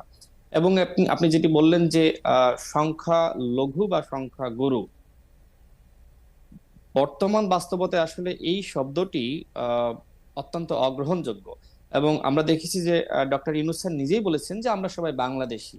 এইখানে কেন কেউ সংখ্যা গুরু, কেউ সংখ্যা লঘু, এই বিষয়টি সামনে আসবে। তো আমরা এটির সাথে আসলে একমত যে এই বাংলাদেশে যে যে ধর্ম পালন করতে চায় সে সেই ধর্ম পালন করছে বা করবে, সেই স্বাধীনতা রয়েছে। আমাদের প্রত্যেকেরই কিন্তু ধর্মীয় স্বাধীনতা রয়েছে। আমি মনে করি না যে এখানে আসলে সংখ্যা গুরু, সংখ্যা লঘু এই টার্মগুলো বা এই শব্দগুলো আসলে এখন ব্যবহার করা উচিত। আমরা মনে করি আমরা সবাই বাংলাদেশের নাগরিক, আমাদের প্রত্যেকেরই কোনো না কোনো ধর্ম আছে, আমরা সকলেই যে যার ধর্ম আমরা স্বাধীনভাবে পালন করব। এক্ষেত্রে কেউ কারোর ধর্ম পালনে, কেউ কারোর অনুষ্ঠান পালনে কোনো ধরনের বৈরিতা সৃষ্টি করবে না, বাধা সৃষ্টি করবে না। আমরা সবার স্বাধীনতার প্রতি আমাদের সম্মান রয়েছে। আমরা এখানে কোনো ধরনের বৈষম্য সৃষ্টি হোক আমরা সেটি চাই না। এটি গণ অধিকার পরিষদের পজিশন।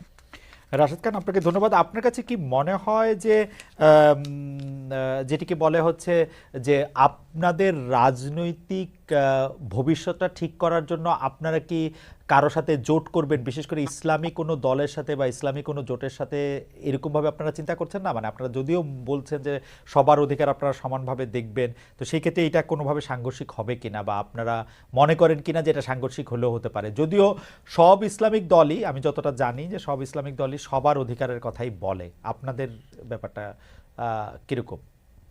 আপনারা জোট করার ক্ষেত্রে বা দলকে দেখেন, এগিয়ে নেওয়ার ক্ষেত্রে? বাংলাদেশে কিন্তু জি বলেন। বাংলাদেশে আওয়ামী লীগ একটি বড় দল ছিল। যেহেতু এই মুহূর্তে তারা গণহত্যার দায়ে এক ধরনের রাজনীতি থেকে তারা দূরে রয়েছে, বাংলাদেশের জনগণ এই মুহূর্তে আর চায় না যে আওয়ামী লীগ বাংলাদেশে আওয়ামী লীগের নামে রাজনীতি করুক। আওয়ামী লীগের নিষিদ্ধ করার ব্যাপারে একটি প্রশ্ন কিন্তু সামনে এসেছে।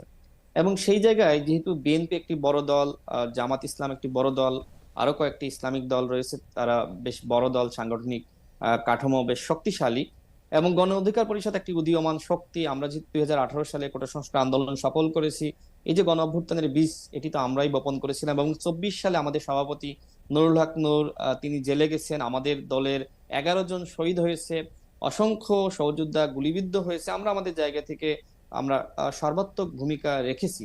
তো এখন যেহেতু রাজনীতির মাঠ নতুন ভাবে এক ধরনের সূচনা হয়েছে, বলা যায় যে এইখানে বিরোধী দল কে হবে সেটি নিয়ে একটি প্রশ্ন তৈরি হয়েছে। অনেকে যেটি মনে করে যে এই মুহূর্তে নির্বাচন হলে আপনার বিএনপি ক্ষমতায় যাবে, সুতরাং একটি শক্তিশালী বিরোধী দল যদি না থাকে তাহলে কিন্তু ক্ষমতার ভারসাম্য থাকবে না। সে জায়গায় আমরা যতদূর শুনছি যে জামাত ইসলাম, ইসলামী আন্দোলন বাংলাদেশ সহ ইসলামিক দলগুলো তারা একটি জোট গঠন করবে। আমরা আমাদের জায়গা থেকে বিভিন্ন দলের সাথে আলোচনা হয়েছে যে কি করা যায়, কিন্তু চূড়ান্ত ফয়সালা এখনো পর্যন্ত হয়নি। তবে আমরা যেহেতু বিএনপির সাথে যুগপৎ আন্দোলনে ছিলাম এবং বিএনপির ভারপ্রাপ্ত চেয়ারম্যান ইতিমধ্যে জাতীয় ঐক্য এবং সংহতি সরকার, জাতীয় সরকারের ঘোষণা দিয়েছে, এবং এই ঘোষণা কিন্তু এখনকার না, এটি যে 31 দফা ছিল সেখানেই কিন্তু জাতীয় ওকে, সরকারের কথা বলা হয়েছে। আচ্ছা। যেহেতু এখনো পর্যন্ত যুগপৎ আন্দোলনে ছিলাম, একসাথে কাজ করেছি, সুতরাং আগামীতে সেটি আলাপ আলোচনার মাধ্যমেই হুম হুম। সিদ্ধান্ত নেওয়া হবে যে আমরা বিএনপির সাথে ইলেকশন করব নাকি ইসলামিক দলগুলোর সাথে ইলেকশন করব, নাকি বাম দলগুলোর সাথে, নাকি আমরা এককভাবে 300 আসনে প্রার্থী দিব। তবে আমরা এখনো পর্যন্ত আমাদের যে রাজনৈতিক সিদ্ধান্ত যে আমরা আগামীতে আমরা 300 আসনে গণ অধিকার পরিষদের পক্ষ থেকে আমরা প্রার্থী দিব, এই ওকে, চিন্তা ভাবনা আমাদের মধ্যে আছে, এই আলোচনা আছে। 300 আসন আপনারা প্রার্থী দেবেন, এই আলোচনা আপনাদের মধ্যে আছে। আমরা আশরাফ ভাইয়ের সাথে আবার কানেকশনটা আবার রিস্টোরড হয়েছে। আশরাফ ভাই, আপনি বলছিলেন যে এই সরকারের সাথে আসলে মানে জামায়াতের সম্পর্কটা একটু বেশি বলে মনে হচ্ছে কিনা, জামায়াত আসলে অনেকগুলি কি পজিশনের লোক নিয়োগ দিচ্ছে কিনা, এইটা নিয়ে আসলে বিএনপি একটু শঙ্কায় আছে কিনা, অন্য ইসলামিক দলগুলো একটু শঙ্কায় আছে কিনা, এই ব্যাপারটা একটু আপনার কাছে একটু বলতে চাইছিলাম, বা এই ঘটনাটা আদৌ সত্য কিনা। আহ প্রথমত প্রথমত বলি, আমার কাছে একটু অস্বাভাবিক লেগেছে যখন সেনাপ্রধান ওয়াকারুজ্জামান তার প্রথম মিটিং এ জামাত ইসলামীর নাম দুইবার বলেছেন এবং হেফাজতের কথা বলেছেন, মামুনুল হক। হুম হুম। আমার কাছে মনে হয়েছে বাংলাদেশের প্রধান বিরোধী দল হচ্ছে বিএনপি, তার নেতা হচ্ছেন মির্জা ফখরুল, তার নাম কিন্তু উনি বলেননি। কিন্তু এটি যখন বললেন তখন থেকে আমরা বুঝতে শুরু করলাম যে সরকারের সাথে বা যারা সরকারটি গঠন প্রক্রিয়ার সাথে 5 তারিখ থেকে 8 তারিখ পর্যন্ত যুক্ত ছিলেন, তাদের সাথে ইসলামী দলগুলোর একটি সখ্যতা তৈরি হয়েছে। সেটি ওয়াকারুজ্জামানের থেকেও শুরু হতে পারে। পরবর্তীতে আমরা দেখলাম যে অস্বাভাবিকভাবে ইসলামী দলগুলো এই সরকারের এক ধরনের পৃষ্ঠপোষকতা পাচ্ছে, আপার হ্যান্ড পাচ্ছে ইসলামী দলগুলো। তাদেরকে যখন কোনো সমাবেশ হয় রাজনৈতিক দলগুলোর, ইসলামী দলের সংখ্যাধিক্য আমাকে খুব ভাবায়। আমার মনে হয় যে আমি যখন ভোটের রাজনীতি দেখি অথবা আমাদের সমাজের যে জনমত দেখি, সেইখানে তাদের যে অংশগ্রহণ অথবা আনুপাতিক হার, আর এই সরকারের মিটিং গুলোতে যে আনুপাতিক হার, সেটি আমার মনে হচ্ছে অস্বাভাবিক। এবং আপনার আপনার কথায় আমি পুরোপুরি একমত। বিএনপি কে বরং আমরা সেই জায়গাটি দেখছি না, যে জায়গাটি বিএনপি রেশনালি পাওয়ার কথা একটা বড় দল হিসাবে এবং ভোটের রাজনীতিতে। এটি আমাকে একটু আশঙ্কিতও করে। কারণ হচ্ছে আমি কিন্তু শুধু সরকারের সাথে দেখছি না, আপনি যদি আমাদের সোসাইটিতে দেখেন, জামাতের আমির যেভাবে বিভিন্ন জায়গায় যাচ্ছেন, ভারতীয় হাই কমিশনারের সাথে বলি অথবা অন্যান্য জায়গায় তিনি যেভাবে আশ্বাস দিচ্ছেন, বসুন্ধরা সাথে দেখা করছেন এবং হিন্দুদের সাথে দেখা আমাদের করছেন। সাংবাদিক নেতাদের সঙ্গে বসছেন। সাংবাদিক, আপনি জানেন 4 জন পলাতক সাংবাদিক যাদের বিরুদ্ধে মামলা রয়েছে, তাদের সাথে বসেছেন এবং তাদের সাথে যেভাবে উনি কোথাও কোথাও ফ্লাইং কিস দিয়েছেন, আপনি ভাবতে পারেন জামাতের আমির ফ্লাইং কিস দিচ্ছে অডিয়েন্সের দিকে। কাজে আমরা শিক্ষাঙ্গনে থাকার সময় যে জামাত শিবিরকে দেখেছি, পরবর্তীতে যে জামাতকে দেখেছি, আমার কেন যেন মনে হচ্ছে তারা একটি কৌশল অবলম্বন করছেন এবং তাদের একটা শক্ত গ্রাউন্ড তৈরি হয়েছে এই সরকারের ভেতরে, সেনাবাহিনীর ভেতরে এবং শিক্ষাঙ্গনগুলো তাদের অথবা প্রতিষ্ঠানগুলোতে জামাত আবার সেই পুরনো রাজনীতি না ফেরত আনার একটি সুযোগ পেয়েছে। না আশা ভাই, আপনার কাছে কি মনে হয় না, সেটা আমার মানে আপনার সঙ্গে এটি আলাপ আর কি, যে আপনার কাছে কি এটি মনে হয় না গত 15 বছর ধরে আওয়ামী লীগ যেভাবে বাংলাদেশে মুক্তিযুদ্ধকে বিক্রি করেছে, যেভাবে চেতনাকে বিক্রি করেছে, যেভাবে আসলে উই আর দে করে তুলেছে, সেই ক্ষেত্রে আমি আওয়ামী লীগের বিরুদ্ধে আছি বা আমি আওয়ামী লীগ নই এই পরিচয়টা দিতে গেলে অনেকের আসলে ইসলামিক দলগুলিরই শরণাপন্ন হইতে হয়, মানে আর তো কোনো উপায় নাই।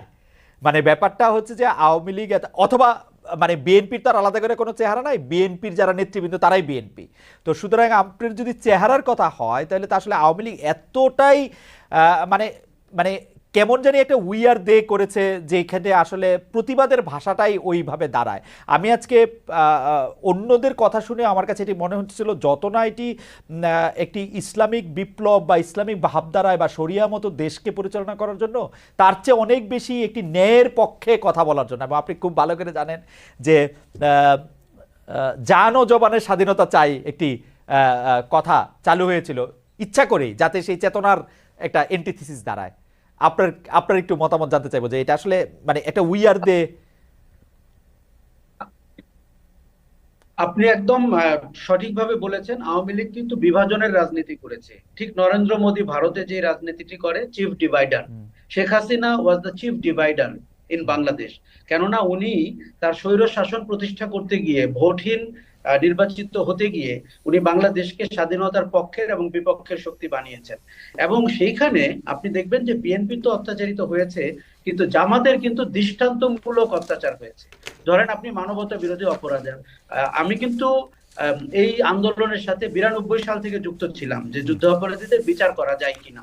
কিন্তু আওয়ামী লীগ যে বিচারটি করলো এবং তারপরে যখন আমরা দেখলাম ইসলামী ব্যাংক দখল করলো এবং রাবেতা দখল করলো এবং মানারাত দখল করলো, তখন কিন্তু কেউ প্রশ্ন করতেই পারে যে আওয়ামী লীগের উদ্দেশ্য ছিল কি বিচার নাকি অর্থনৈতিক প্রতিষ্ঠানগুলোকে ধ্বংস করা।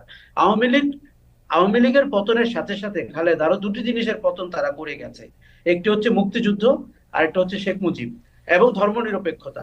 কারণ এগুলোর কবর রচনা করে গেছে। আপনি এখন মুক্তিযুদ্ধ বললে আপনার জন্য কিন্তু বিষোদ্গার করার লোকের কোনো অভাব নাই, কেননা মানুষ আওয়ামী লীগের বয়ানের মুক্তিযুদ্ধটি দেখেছে, সেটা আসল মুক্তিযুদ্ধটি খুঁজে পায়নি।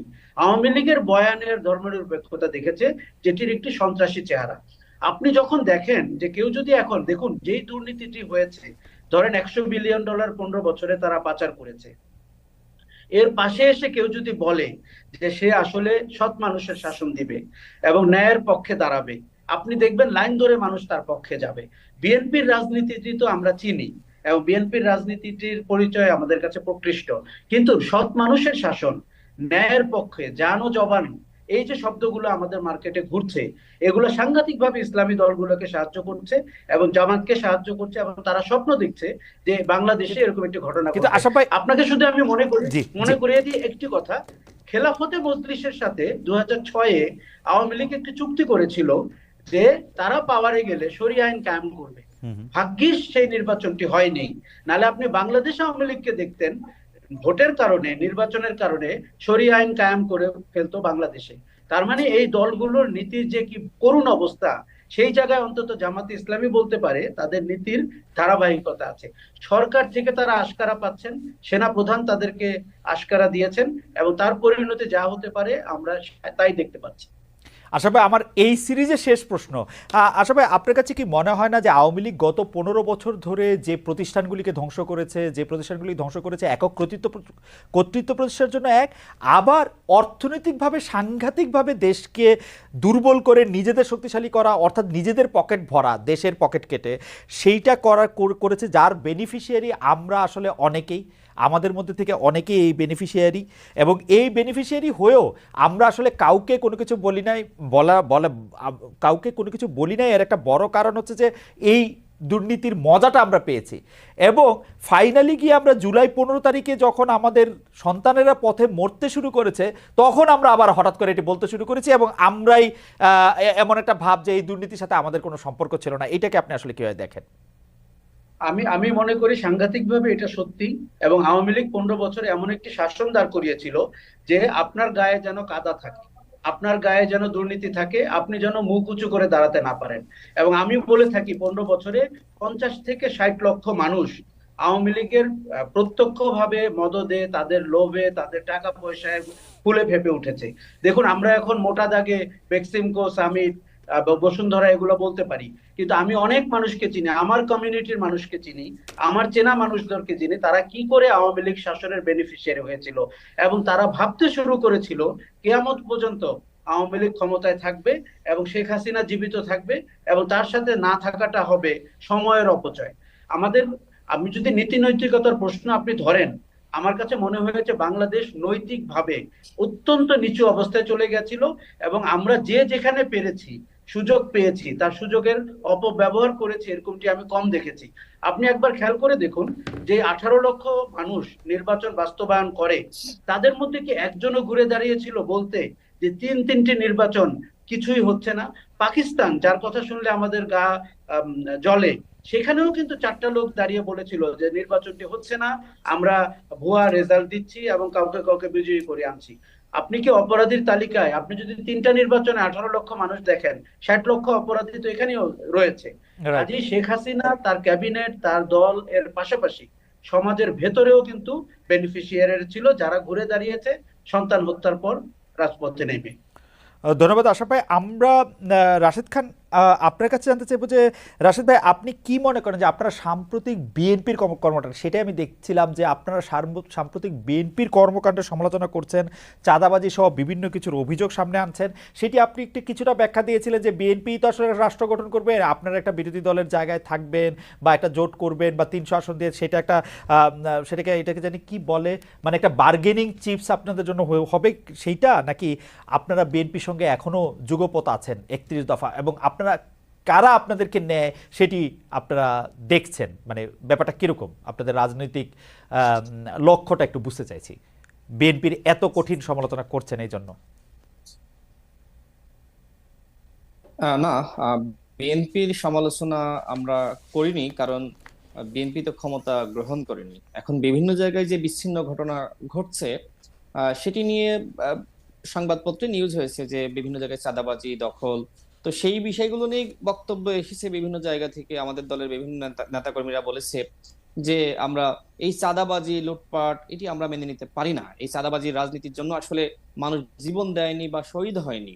সুতরাং এটি আসলে বিএনপির দিকে কেন যাচ্ছে বা আপনি কেন ভাবছেন আমি জানি না। আমরা কখনোই বিএনপির সাথে, যেহেতু আমরা মিত্র বা একসাথে আন্দোলন করেছি, একসাথে এই গণ অভ্যুত্থানে ভূমিকা রেখেছি, এবং এখনো পর্যন্ত সেই সম্পর্ক কিন্তু আমাদের রয়ে গেছে। আপনি গত 2 সপ্তাহ আগে আপনি নিশ্চয়ই জানেন যে আমাদের লিয়াজু কমিটির সাথে আমাদের গণ অধিকার পরিষদের মিটিং হয়েছে, কিভাবে আসলে রাষ্ট্র সংস্কার করা যায়, কিভাবে ভূমিকা রাখা যায়, কিভাবে আগামীতে সরকার গঠন করা যায়, সেই প্রক্রিয়াটা কি হতে পারে, অন্তর্বর্তীকালীন সরকারে আমরা কিভাবে তাদেরকে সহযোগিতা করব, এই বিষয়গুলো নিয়ে সেখানে আলোচনা হয়েছে। সুতরাং বিএনপির সাথে আমাদের সম্পর্ক আগেও যেরকম ছিল এখনো সেরকম আছে, এবং আমরা তো চাই যে আমরা যারা একসাথে আমরা আন্দোলন করেছি, ভূমিকা রেখেছি, আমরা একসাথে সরকার গঠন করি। সেই চাপা জনাব রাশেদ খান, বিএনপি একটা বড় দল। জনাব রাশেদ খান, বিএনপির মানে হাই কমান্ডের সাথে আপনাদের সর্বশেষ কবে কথা হয়েছে? হাই কমান্ড বলতে জনাব তারেক রহমান থেকে মির্জা ফখরুল ইসলাম আলমগীর পর্যন্ত। জি, আচ্ছা আচ্ছা, না এটি আসলে আমি বলতে চাচ্ছি না। কারণ ওকে, এটি আচ্ছা মানে ঠিক আছে। বলা না, আমার জন্য উচিত না। আমিও সেই তবে বলা, আমাদের আমিও সেই সম্পর্ক ভালো, আমি এতটুকু বলতে পারি। সম্পর্ক ভালো, আমিও সেটা বুঝি না, ধরেন মানে মানে বললে আমি জানি না, মানে এটা একটা সিক্রেটও হইতে পারে যে আমি অমুকের সাথে কথা বলছি, না হয়েছে সেটা একটা সিক্রেট হইতে পারে। আচ্ছা, আমি পরের প্রশ্নে একটু না, রাজনীতিতে অনেক সিক্রেট আমি একটা পরের, সিক্রেট থাকবে, আচ্ছা রাজনীতিতে অনেক সম্পর্ক। মানে জি, এই কথা শোনার পর তো মনে হলো যে আপনার থেকে একটু সিক্রেট, আপনি তার সিক্রেট আমাদের বলবেন না, তাই না? রাজনীতিতে অনেক সিক্রেট একেবারে একটু ভীতিকর, না মানে সম্পর্ক আপনারা, তো আমি রাজনীতি করি, আচ্ছা হ্যাঁ, আমি রাজনীতি করি, আমার সাথে রাজনীতিতে তারেক অনেক, রহমানের সম্পর্ক থাকবে, আওয়ামী লীগের আমার আওয়ামী সাথে লীগের আওয়ামী লীগের মহাসচিবের সম্পর্ক থাকবে, আওয়ামী জামাতের লীগের আমিরের সম্পর্ক থাকবে। আওয়ামী লীগের সুতরাং এখানে কোনো সমস্যা থাকার আওয়ামী কথা না, লীগের আওয়ামী লীগের সম্পর্কে কোনো সমস্যা থাকার কথা না। আওয়ামী লীগের না, সম্পর্কে সমস্যা আছে না? আওয়ামী লীগের আওয়ামী লীগের সাথে আমার কখনোই আপনি সম্পর্ক, আপনি সেই 2018 সালের কোটা সংস্কার আন্দোলন থেকে আমাকে দেখে আপনি আসছেন। চিরকালে চিরকালে আওয়ামী লীগের শত্রু, আওয়ামী লীগের চিরকালে আওয়ামী লীগের সাথে শত্রু। আমার কখনোই সম্পর্ক ছিল না, আমি সবসময় আওয়ামী লীগকে ঘৃণা করি। জি, কারণ কেন আপনি আওয়ামী লীগ এরকম ঘৃণা আমাকে করেন কেন? যেভাবে একটা দলকে রিমান্ডে আপনি নিয়ে ঘৃণা কেন নির্যাতন করবেন? করেছে, ব্লেম দিয়েছে, রাশেদ, আপনি আওয়ামী আওয়ামী লীগকে লীগের কেন সাথে ঘৃণা আমাদের কোনো করবেন? সম্পর্ক আওয়ামী লীগকে নাই কেন এবং ঘৃণা, করতেও চাই না, আওয়ামী লীগ কোনো ঘৃণা কেন যোগাযোগও নাই। করবেন? একটা দলকে ঘৃণা কেন করবেন? আপনি রাজনৈতিক নেতা, আপনি তো ওই দলের লোকজনকে আপনার দলে নিয়ে আসতে চাইবেন, ঘৃণা করাটা ঠিক হচ্ছে না? ঠিকই আছে না, তারা যে গণহত্যা চালিয়েছে, না, আপনি তো 18 তারা থেকে, যেভাবে মানুষের উপর আপনারা দমন তো করেছে, 18 থেকে ঘৃণা এই করেন, যে আপনি তো এখন তো 18 থেকে মানুষের, ঘৃণা, জি, আপনি তো 18 থেকে ঘৃণা করেন, গণহত্যা চালাইছে তো 24-এ। হ্যাঁ 18-তে আমাকে নিয়ে রিমান্ডে নির্যাতন করেছে না, একটা না 15 দিন রিমান্ডে আচ্ছা, রেখেছে, ও আমার ওই কারণে, মাকে সেটা রাস্তায় ঠিক রাস্তায় আছে, কাঁদিয়েছে, ও সেই আমার কারণে, বিরুদ্ধে সেটা ঠিক আছে। মিথ্যা মামলা দিয়েছে, এখনো পর্যন্ত আমার নামে 14টি মামলা। না তো সে আমি ঠিক কেন আছে। আওয়ামী লীগকে পছন্দ করবো আপনি বলেন?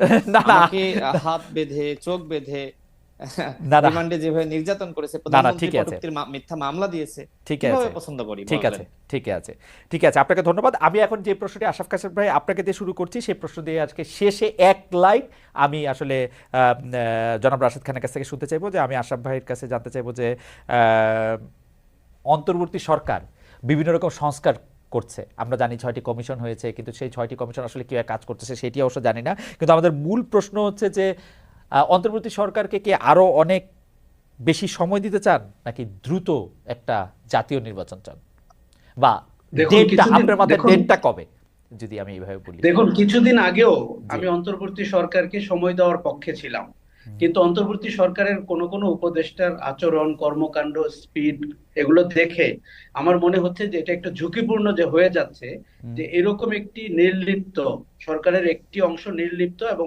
অসার এরকম একটি সরকারকে বেশিক্ষণ ক্ষমতায় রেখে, আমরা আওয়ামী লীগের শক্তিমত্তা জানি, কাজে আমার কাছে একটু অনিশ্চয়তার মনে হচ্ছে।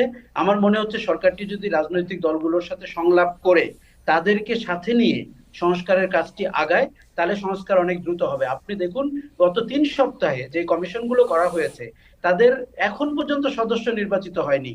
এখন বলা হচ্ছে রাজনৈতিক দলগুলোর সাথে কথা বলে তাদেরকে আবার ঠিকঠাক করা হবে। তার মানে আমরা যেভাবে সময় ক্ষেপণ করছি, যে আয়েশি ভঙ্গিতে করছি, আমার কাছে খুব বিসদৃশ মনে হচ্ছে। কাজে অন্তর্বর্তী সরকারকে আমি মনে করি রাজনৈতিক শক্তিগুলোর সাথে একসাথে কাজ করতে হবে আগামী চ্যালেঞ্জ মোকাবেলা, সেটি দুর্গাপূজা হোক, সেটি নববর্ষ হোক, সেটি এমনকি ডিসেম্বর মাস হোক। আমি এই সরকারকে মনে করি, আমি জানি আমি কিন্তু সংস্কারের পক্ষের, এবং বড় বড় কিছু সংস্কার কোনোদিন রাজনৈতিক দল করবে না, এটিও আমি জানি, সেটি এই সরকারকে করতে হবে। কিন্তু আপনি যেই পেশাদারি ভাবে করতে পারেন, আমি এই সরকারের কাছে তা আশা করি, যার কিন্তু খুব একটা নজির আমি দেখতে পাচ্ছি না। কাজে আমি মনে করি যে আগামী 12 মাসের মধ্যে আপনি চাইলে একটি একটি গ্রহণযোগ্য নির্বাচন করতে পারেন, এবং সেই নির্বাচনে সুষ্ঠু পরিবেশ তৈরি করা, ভোটার তৈরি করা, এরকম একটি জায়গায় এবং ভোটার তালিকা এবং সবাইকে অংশগ্রহণমূলক করা সম্ভব। আপনি 12 মাসের মধ্যে, অর্থাৎ আমি যদি ধরে নিই আজকে অক্টোবরের 3 তারিখ, আপনি আগামী বছরের অক্টোবরের বা সেপ্টেম্বর শেষ হওয়ার আগে আপনি চান যে একটি নির্বাচন হয়ে নতুন সরকার আসুক? অক্টোবর থেকে ডিসেম্বর, কারণ আমাদের শীতের দিনে রাইট, নির্বাচন হয়, সেটি সুতরাং জানুয়ারি পর্যন্ত হতে পারে। ওকে, এর চেয়ে বেশি প্রলম্বিত করা ঠিক হবে না, কেননা মানে আমি অনিশ্চয়তাগুলো মানে দেখতে পাচ্ছি। আপনি, ধরেন তৃতীয় শক্তি, চতুর্থ শক্তি, পতিত শক্তি, হ্যাঁ, এদের শক্তিমত্তা কিন্তু এই সরকার কতটা আজ করতে পেরেছে আমি জানি না। তার মানে আপনি 2025-এর মধ্যে আপনি নির্বাচন চান, ধরা যাক আমি 2025-এর চাই, 31 ডিসেম্বরের মধ্যে। আমি চাই। আমার মনে হয় যে মানে আপনার এই চাওয়ার সাথে সেনাপ্রধানের চাওয়াও একটু অ্যালাইন্ড আছে। সেনাপ্রধানও এরকমটাই হয়তো রয়টার্সে বলতে চেয়েছেন। কেউ কেউ বলেছেন যে সেনাপ্রধান কেন এই কথা বলবেন, কিন্তু সেনাপ্রধানের জায়গা থেকে এই কথা বলেছেন। তো আপনার কাছে এই যেহেতু একটা মিনিট আরেকটু সময় পাবো আপনার কাছে, 1 মিনিটে কি একটু জানতে পারি আশা ভাই, আপনি কি মনে করেন যে 2025 সালের মধ্যে সরকারের প্রায়োরিটি লিস্টে কোন কোন জিনিসগুলি একদম উপরের দিকে থাকা দরকার? কারণ সব কাজ আসলে সরকার পারবে না, আমাদের অনেক আশা যে এই সংস্কার করা হোক, ওই সংস্কার করা হোক, কোন কোনগুলি একদম মাস্ট এটা করতে হবে বা দেখুন, মোটা দাগে আপনাকে প্রশাসন ঠিক করতে হবে। আপনাকে, আমরা বুঝতে পারছি প্রশাসন অকার্যকর এবং প্রতিদিন নাটক হচ্ছে, এমনকি যাকে দায়িত্ব দিয়েছেন তার ব্যাপারে ঘুষের অভিযোগ উঠেছে ইত্যাদি ইত্যাদি। আপনাকে পুলিশের সংস্কার করতে হবে, কেননা পুলিশ যেহেতু আইন শৃঙ্খলার দায়িত্বে আছে, সেটি করতে হবে। বিচারালয় আপনি মোটামুটি দাঁড় করিয়েছেন, কিন্তু আপনাকে নির্বাচনের পরিবেশ তৈরি করতে হবে। দেখুন, দুর্নীতি দমন কমিশন নিয়ে অনেক কথা হচ্ছে, কিন্তু সেটি কিন্তু অনেক দীর্ঘ প্রক্রিয়া। আর যেটি করতে হবে, এই যে আমরা বলছি যে সংবিধানের কিছু কিছু ধারা যেটি পরবর্তীতে শেখ হাসিনা যুক্ত করেছেন, আমি কিন্তু পুনর্লিখনের পক্ষে না। কেননা পুনর্লিখন প্যান্ডোরার বক্স ওপেন করবে, এবং বাজারে যে ইসলামী শক্তিগুলোকে আমরা দেখছি, তাদের মনের ভেতরে কিন্তু অনেক আশা এবং অনেক প্রত্যাশা আছে। ওই জায়গায় যাওয়া যাবে না। আপনি মোটা দাগে 5টি সংস্কার করে সংবিধানে একটি যুগোপযোগী সংবিধান করতে পারেন। তারপরে আপনি নির্বাচন দিয়ে দেন, পরবর্তী রাজনৈতিক শক্তি নির্ধারণ করবে আমাদের ভাগ্য কি। আশা ভাই, আপনাকে অনেক ধন্যবাদ। আমি জনাব রাশেদ খান আপনার কাছে জানতে চাইবো যে আপনি আসলে অন্তর্বর্তীকালীন সরকারকে কত সময় দিতে চান, নির্বাচন কখন করতে চান, এবং কি সংস্কারকে আপনি সবচেয়ে গুরুত্বপূর্ণ মনে করেন? আনফরচুনেটলি আমাদের মাত্রই 1 মিনিট সময় আছে। রাশেদ ভাই। জি, আমরা যেটা মনে করি যে সরকারের জন্য সময় প্রয়োজন আছে, সেটি 1 বছর নাকি 1.5 বছর নাকি 2 বছর, সেটি নিয়ে দলগুলোর সাথে এই সরকারের আলোচনা হওয়া দরকার। শনিবার থেকে আলোচনা শুরু হবে, সেখানে হয়তো এই বিষয়গুলো আসবে। আমি আমার দলের এই ধরনের নির্দেশনা নাই যে আমি বলে দিব যে 1 বছর বা 1.5 বছর বা 2 বছর। আমরা যেটা মনে করি যে আলাপ আলোচনার মাধ্যমেই সেটি সিদ্ধান্ত হওয়া দরকার। তবে সেনাপ্রধান যেটি বলেছে সেটিকে অনেকে সাধুবাদ জানিয়েছে। আমরা মনে করি যে এই সরকারকে সময় দেওয়া দরকার, কারণ পরবর্তী যে সরকার ক্ষমতায় আসবে তিনি রাষ্ট্র সংস্কার করবেন কি করবেন না, সেটি কিন্তু মানুষের অনাস্থার জায়গাটা আছে। সেই জায়গায় এই সরকারকে পর্যাপ্ত পরিমাণ সময় দিতে হবে, সহযোগিতা করতে হবে। আমরা গণ অধিকার পরিষদের পক্ষ থেকে অন্তর্বর্তীকালীন সরকারকে রাষ্ট্র সংস্কারে আমরা সহযোগিতা করতে চাই এবং পর্যাপ্ত সময় দিতে চাই। তবে সেই সময় অবশ্যই এমন না যে আপনি আরেকটি 1-11 আপনি গঠন করবেন, আপনি দীর্ঘমেয়াদী ক্ষমতায় থাকবেন, সেই সময়ও আবার দেয়া যাবে না। আপনি আশা ভাইয়ের মতো আলোচনার মাধ্যমে যে সিদ্ধান্ত হয়, আপনি আশা ভাইয়ের মতো 2025-এর শেষ বা ওরকম কোনো ডেট আপনাদের মধ্যে আলোচনাও হয়নি বা আপনারা এরকম বলতেও চান না, এটা 2037 হলেও আপনাদের অসুবিধা নাই? না না, সেটি তো আমি তো আগেই বলেছি যে আরেকটি 1-11 হোক, সেটি কিন্তু 1-11 তো 2 বছরে ছিল, 1-11 তো 2 বছরে ছিল, 1-11 তো 2 বছরে যে বিষয়গুলো রয়েছে, যেমন নির্বাচন কমিশন সংস্কার, আপনার প্রশাসনের সংস্কার, বা আপনার এরকম গুরুত্বপূর্ণ যেগুলো প্রয়োজন নির্বাচনের জন্য, পুলিশের সংস্কার, আওয়ামী লীগের হত্যার বিচার, গ্রেপ্তার, এই বিষয়গুলো তারা করতে পারে। তারা যদি মনে করে যে না, আমরা ক্ষমতায় থেকে আমরা সবকিছু সংস্কার করব এবং তারপরে বিদায় নিব, তাহলে কিন্তু তাদের বিরুদ্ধে আরেকটি আন্দোলন শুরু হবে। রাশেদ, 1-11 সরকারের মতো চাই না বলতে কি, 1-11 সরকার তো 2 বছর ছিল, মানে আপনি 2 বছর চান না, 1 বছর 11 মাস চান? না, তারা তো আপনার 2 বছর ছিল, কিন্তু তারা থাকতে চেয়েছিল আরো অনেক দিন, মানে আপনাকে আন্দোলন করে সরানো লেগেছে। আন্দোলন না না, মনে হয় না আন্দোলন করে সরানো লাগছে, এটা মনে হয় না। 3 মাস আগে ইলেকশন দিয়েছে। আমি এইজন্যই বলছি যে আরেকটি 1-11 হোক, তারা দীর্ঘমেয়াদী ক্ষমতায় থাকবে, সেই ধরনের খায়েশ তাদের মধ্যে থাকুক, সেটি কিন্তু ঠিক হবে না। আনলিমিটেড কোনো কিছু ভালো না। এই সরকারকে বলতে হবে যে আমাদের রাষ্ট্র সংস্কারের জন্য আমাদের এই সময় প্রয়োজন, আমাদের এই রোডম্যাপ, আমাদের এই প্ল্যান পরিষ্কার, কিন্তু আমরা সেটি এখনো পাইনি। সে কারণেই হয়তো আলোচনা, যেহেতু সরকারের সমালোচনা হচ্ছে, সরকার বসতে চাচ্ছে না আমাদের সাথে, আমরা বসি, এরপরেই আমরা তাদের সাথে আলাপ আলোচনা করি, আমরা সিদ্ধান্ত নিব। মানে আপনারা সিদ্ধান্ত নিতে হইলে তাদের সাথে আলাপ আলোচনাটা আগে করতে হবে, তাই না?